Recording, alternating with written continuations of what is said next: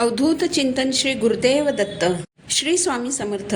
स्वागत आहे तुम्हा सर्वांचं श्री स्वामी समर्थ कृपा या माझ्या मराठी यूट्यूब चॅनलवर. स्वामी महाराज तुमच्या सर्व चांगल्या इच्छा पूर्ण करोत हीच स्वामींच्या चरणी प्रार्थना करते आणि आज या नवीन व्हिडिओला सुरुवात करते. 26 फेब्रुवारीला आहे महाशिवरात्री आणि या दिवशी प्रत्येक शिवभक्त भगवान शिवशंकरांना प्रसन्न करण्यासाठी त्यांची जास्तीत जास्त सेवा करत असतो. या दिवशी सर्व भक्तगण भगवान भोलेनाथांना प्रसन्न करण्यासाठी व्रत, वैकल्य आणि वेगवेगळे उपाय करत असतात. तसं तर भगवान शिव हे भोळे सांब आहेत. त्यांना सांब सदाशिव असंही म्हटलं जातं, कारण भक्तांच्या भक्तीने ते लवकर प्रसन्न होतात. भगवान शिवजींना प्रसन्न करण्यासाठी काही अशा वस्तू आहेत ज्या महाशिवरात्रीच्या दिवशी आपल्याला शिवलिंगावर अर्पण करायच्या आहेत, जेणेकरून महादेव आपल्यावर प्रसन्न होतील आणि आपल्या इच्छा लवकरात लवकर पूर्ण करतील. तर या व्हिडिओमध्ये आपण आज जाणून घेऊया की कोणत्या अशा वस्तू आहेत ज्या आपल्याला महाशिवरात्रीच्या दिवशी शिवलिंगावर अर्पण करायच्या आहेत. तर यातील सगळ्यात पहिली वस्तू जी आहे ती म्हणजे पाणी. भगवान शिवशंकरांना पाणी अतिशय प्रिय आहे. म्हणूनच जिथे जिथे शिवालये असतात, जिथे शिवलिंग असतं, जिथे ज्योतिर्लिंग असतं, तिथे तिथे पाण्याची संततधार शिवलिंगावर होत राहील अशी व्यवस्था केलेली असते. तुम्ही एक तांब्या पाणी जरी शिवलिंगावर अर्पण केलं तरी महादेव प्रसन्न होतात. म्हणून शिवलिंगावर थंड पाणी अर्पण करावे.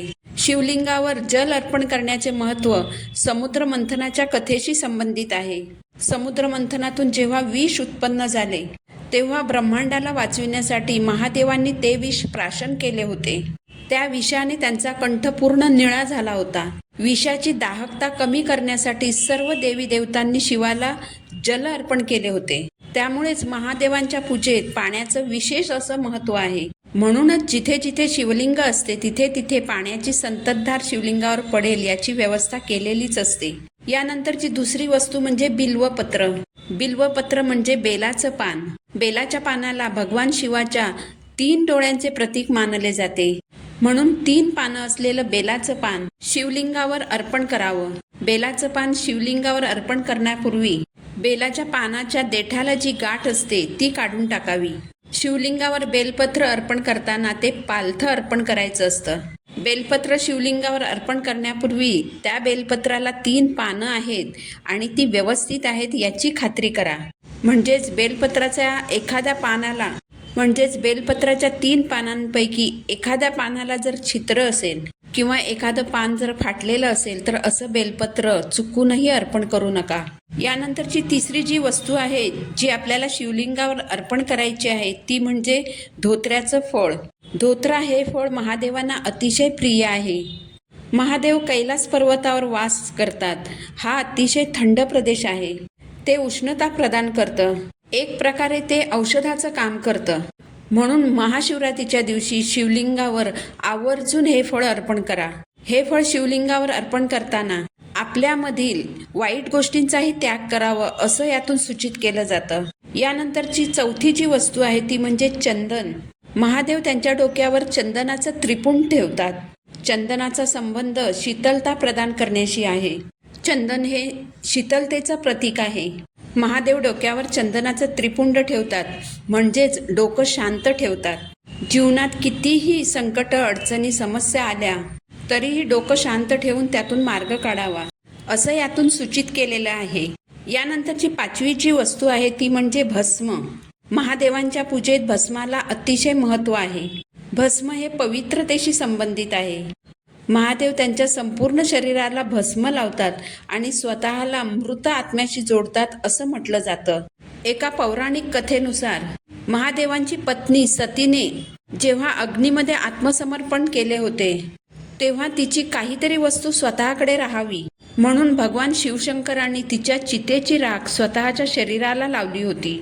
भस्म म्हणजे राख. या पृथ्वी तलावर जे सर्व प्राणीमात्र आहेत त्या सर्वांच्या जीवनाचं जे सार आहे ते म्हणजे राख. हीच राख भस्म म्हणून महादेव धारण करतात. म्हणूनच महाशिवरात्रीच्या दिवशी शिवलिंगावर आवर्जून भस्म अर्पण करा.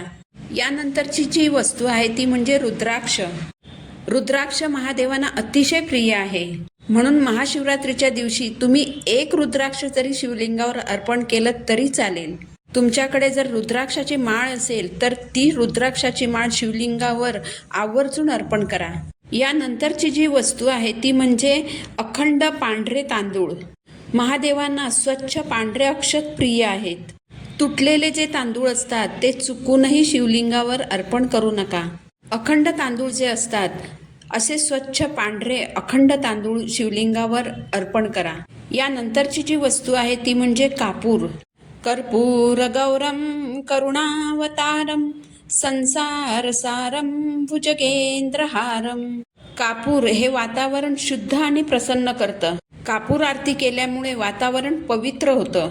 म्हणूनच महादेवांना कापूर अतिशय प्रिय आहे.